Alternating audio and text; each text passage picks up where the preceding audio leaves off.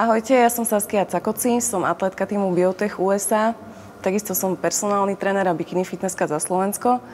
A toto je interview so mnou, som rada, že si ho pozriete.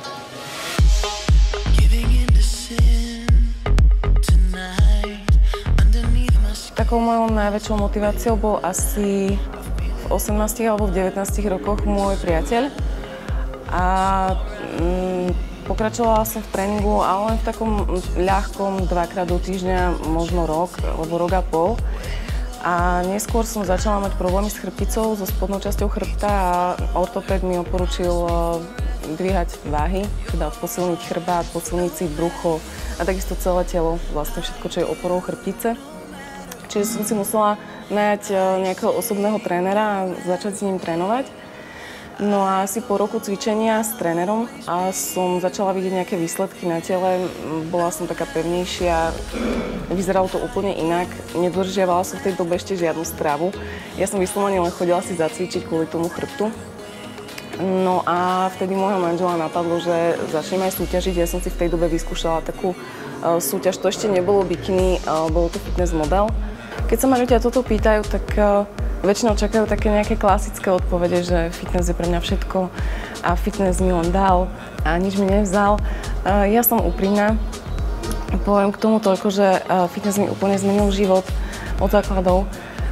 Vyžaduje si to obrovskú disciplínu a naozaj obrovskú sebakontrolu a myslím si, že každý jeden človek by na to mal mať. Mal by mať tieto vlastnosti, mal by byť schopný sebadisciplíny, ak to chce robiť.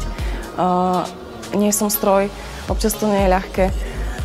Občas zakopnem. Stalo sa mi, že som sa najedla vtedy, keď som sa nemala. Lebo som proste mala doma tašku sladkosti, ktorú som mala pripravenú na čítej a neovládla som sa.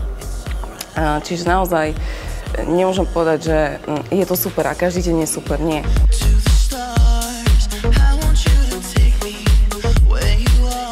Aby som nehovorila len o tom, čo mi vzal, tak dal mi zmysel. V podstate mám pred sebou stále nejaký cieľ, ktorý následujem, za ktorým idem. A to sa mi strašne páči, že proste mám tam presne tú jasnú lajnu. Tam idem, nevybočím. Presne tam idem a tam dôjdem a dúfam, že to bude presne tak, ako chcem. A pokiaľ nebude, tak si dám ďalšiu lajnu a teda ďalší cieľ. Stále sú nejaké súťaže, každá sezóna je novou výzvou.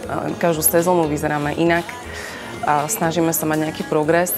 Ten progres, vlastne, ktorý vidíme, keď si porovnávame tie fotografie z predošlých sezón, to je krásne sa na to pozrieť, proste, že takto vyzeralo moje telo predtým a takto vyzerá teraz.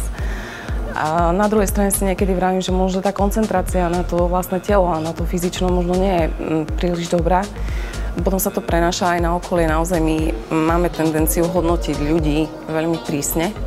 A to si napríklad ja ako personálny tréner ani nemôžem dovoliť, pretože prečo žena, ktorá má deti, ktorá má prácu a o 8 večer prestane váriť a všetko chystať svojim deťom a pre seba a pre manžela má vyzerať ako bikini fitnesska, tak to vyzerať predsa nemá.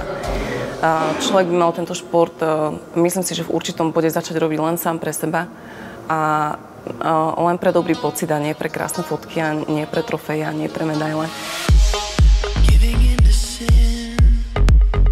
No, môj tréning momentálne vyzerá tak, že nevyzerá nejak. Týždeň som bola chorá, čiže som netrénovala. Svoj prvý tréning som absolvovala po týždni včera. Bol to viac menej tréning celého tela, pretože som brala antibiotika. V podstate by sa ani nemalo tak skoro začať cvičiť, ale bohužiaľ ja nemám inú možnosť. Ten tréning na sebe aj cítim, som unavená, vyčerpaná. Normálne by som trénovala systémom asi takým, že vrch by som trénovala ďalej silovo, ťažko, tak ako som to robila predtým. A do tréningu nôh by som zaradila pliometriu, tak som trénovala ešte predtým, ako som ochorela. Pliometriu vykonávam asi 2 cviky počas celého tréningu. To znamená jeden silový cvik a pliometria, ďalší silový cvik, pliometria a potom si dávam nejaké super série. Tréning teda, ako som povedala, toho vrchu sa nijak nemení. Čo sa týka stravy, začínam väčšinou nejakou ľahšou vlnou a potom to ustálím zhruba na tých 100 až 150 gramoch sacharidov. Tuky naďalej prijímam, dávam si pozor na to, aby to boli len zdravé tuky. Väčšinou je to vaječné žltko alebo hovädzie mäso, občas arašidové maslo. Ako hovorím, to arašidové maslo len občas. Čo sa týka suplementov, tam to absolútne mením. Suplementácia, ktorú robím nie v objeme, ale v off-season, a suplementácia, ktorú robím počas prípravy, je úplne iná. A tá suplementácia v príprave sa viac sústredí skôr na to doplňanie vitamínov, lebo ako vidíme, niekedy to ani nestačí. Takže asi tak odstraňujem kreatín, používam hlavne tie proťaky, kazeíny a vitamíny. Úplne najviac milujem asi Isolate Zero, pretože je bez laktózy, pretože neobsahuje cukor. Ja ho môžem používať naozaj až do poslednej chvíle. Do poslednej chvíle, myslím tým, tak ešte 4 dní pred súťažou si kľudne môžem dať Isolate Zero. Možno by som mohla aj tesne pred súťažou, ale asi sa to ako každá jedna bikinárka bojím vyskúšať. A čo sa týka príchuti, sú úžasné. Tá čokoláda naozaj chutí ako kakao. Kakao, proste vyslovene cíti tam mliečko. A pritom tam žiadne nie je. Je to čokoláda. Necíti v tom proťak, to mi strašne vyhovuje. O tom, že ma to nenaťahuje vodou, že z toho nepriberám, to už asi ani nemusím hovoriť. Multivitamíny pre ženy, multiminerály. Asi všetky druhy vitamínov. Biotech má obrovské množstvo na výber. Naozaj človek vie poskladať svoju vitamínovú suplementáciu tak, ako len chce.